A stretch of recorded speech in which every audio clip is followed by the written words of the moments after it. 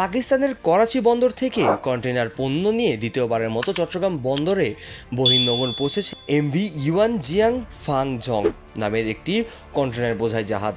জাহাজটি আজ শনিবার বিকালে 5টার দিকে বন্দরে পৌঁছায়, তবে নির্ধারিত সময়ের একদিন পর। এই জাহাজের করে পাকিস্তান থেকে সবচেয়ে বেশি পরিমাণ পরিশোধিত চিনি এবং খনিজ পদার্থ ডালোমাইট আমদানি করা হয়েছে। পাকিস্তানের করাচি বন্দরের সঙ্গে চট্টগ্রামের সরাসরি কন্টেইনার জাহাজ যোগাযোগ চালু হয়েছিল গত নভেম্বরের দ্বিতীয় সপ্তাহে। প্রথমবারের মতো 370 একক কন্টেইনারে আনা হয়েছিল। এর মধ্যে 297 কন্টেইনার পাকিস্তান থেকে এবং বাকিগুলো সংযুক্ত আরব আমিরাত থেকে। এবার এই যোগাযোগের মাধ্যমে 811টি একক কন্টেইনার পণ্য এসেছে, যার মধ্যে 86% পাকিস্তানের। এই শিপমেন্টে পাকিস্তান থেকে সবচেয়ে বেশি পরিমাণ পরিশোধিত চিনি এসেছে। মোট 285টি কন্টেইনার 1,48,200 ব্যাগ চিনি আনা হয়েছে, যা প্রায় 7,000 টন চিনি। এই চিনি আনিয়েছে খাদ্য প্রক্রিয়াজাত শিল্প গ্রুপ, প্রাণ RFL, Shehzad food products, safe ice cream কারখানা ও ব্রেডওয়েট ইন্টারন্যাশনাল। চিনির পর পাকিস্তান থেকে সবচেয়ে বেশি আমদানি হয়েছে ডালোমাইট, যা কাঁচা শিল্পে ব্যবহৃত হয়।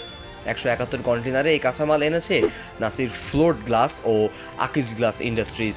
পাকিস্তান থেকে সোডা অ্যাশ, কাপড় রোল, আলু এবং আখের গুড় আমদানি করা হয়েছে। সোডা অ্যাশ আমদানি হয়েছে 138 কন্টেইনার, কাপড়ের রোল এসেছে 46টি কন্টেইনারে এবং আলু এসেছে 18টি কন্টেইনারে। পাকিস্তান থেকে এতদিন শ্রীলঙ্কা বা সিঙ্গাপুর হয়ে চট্টগ্রামে পণ্য আমদানি করা হতো, যা সময় সাপেক্ষ ছিল। এখন সরাসরি কন্টেইনার জাহাজ সেবার কারণে মাত্র 10 দিনের মধ্যেই পণ্য হাতে পাচ্ছেন ব্যবসায়ীরা। এই সরাসরি সেবার ফলে রপ্তানিমুখী হয়ে তৈরি পোশাক কাঁচা শিল্পের আমদানি আরও দ্রুত হয়েছে।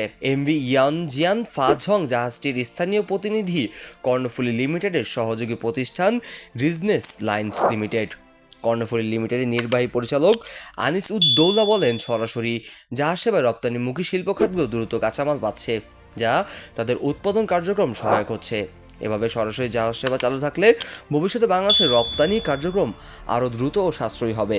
কাজী মোহাম্মদ আরাফাত, প্রেস 20 বাংলা।